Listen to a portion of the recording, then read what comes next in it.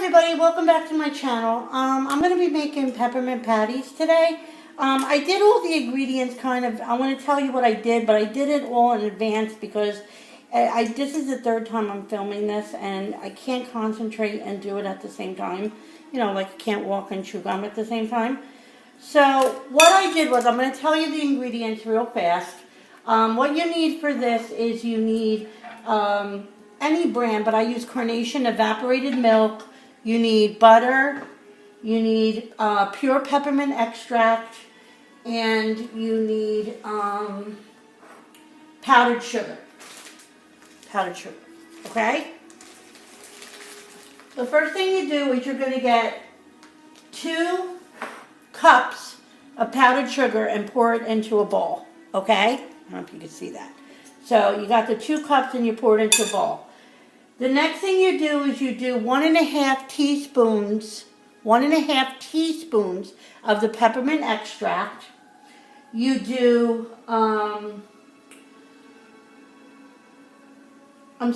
cups of powdered sugar, 1.5 teaspoons of peppermint extract. You need 2 teaspoons and 2 tablespoons. So that would be 2 tablespoons and 2 teaspoons of melted butter. And you pour it all together. So you do the powdered sugar, the melted butter, the evaporated milk, and the extract. And you mix it in a bowl like this. And it's kind of going to be like a crumb mixture. Okay? I'm going to show you in a minute as soon as I'm done mixing it. Okay? If anybody wants the recipe, I could always mail it to you or email it to you if you can't get it off of here. These are really good. I'm making these for my nephew for his 30th birthday. They're his favorite things that I make. One of his favorites. I'm not the greatest, I'm not bad. I'm a pretty good cook. I make good sauces and I make good meats and things like that. But when it comes to baking, that's my forte. I'm a big baker. I love to bake and I love to try anything new. Okay. So as you can see, it's like a crumbly mixture in there, okay? So, what you're going to do is,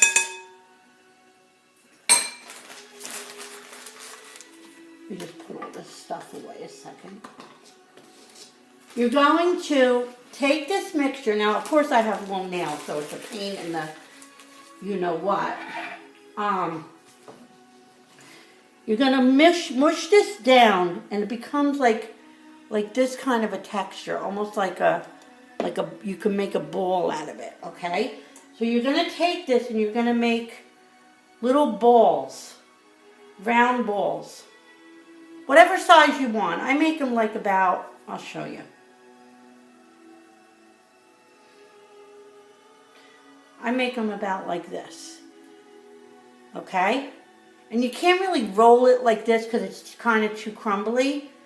So you roll all your balls out. And, whatever size you want to do.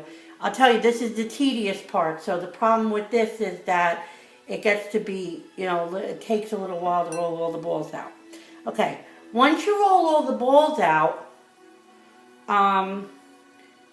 you take wax paper and you take cookie sheets and you put the balls onto the cookie sheet. You layer them on almost like you're going to cook chocolate chip cookies in a lineup. So once you do that, you put them in the refrigerator. You can use room temperature. I just personally like to do the refrigerator because it makes them really good and it makes them stick better. And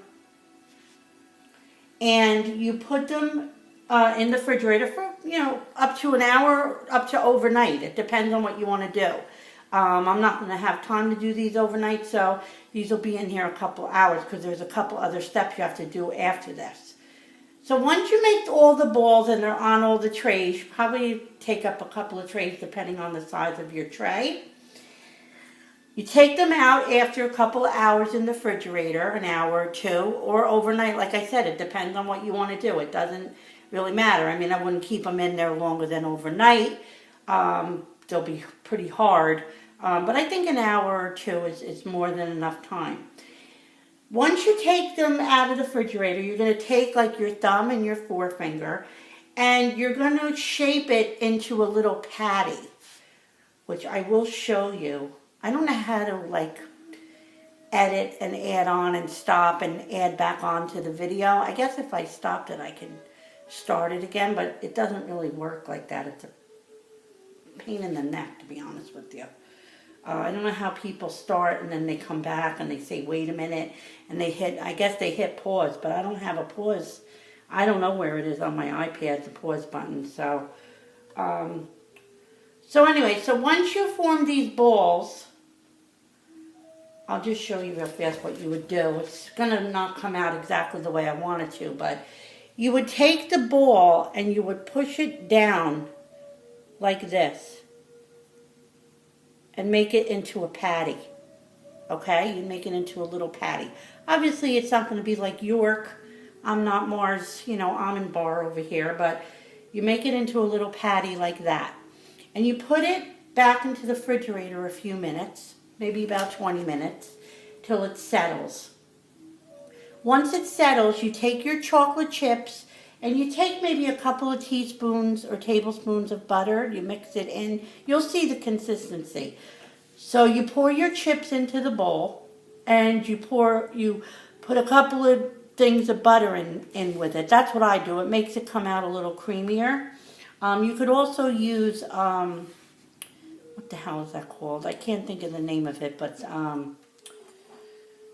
it's like an oil, like a Crisco type oil thing. You could put a little bit of that in there to make it a little creamier.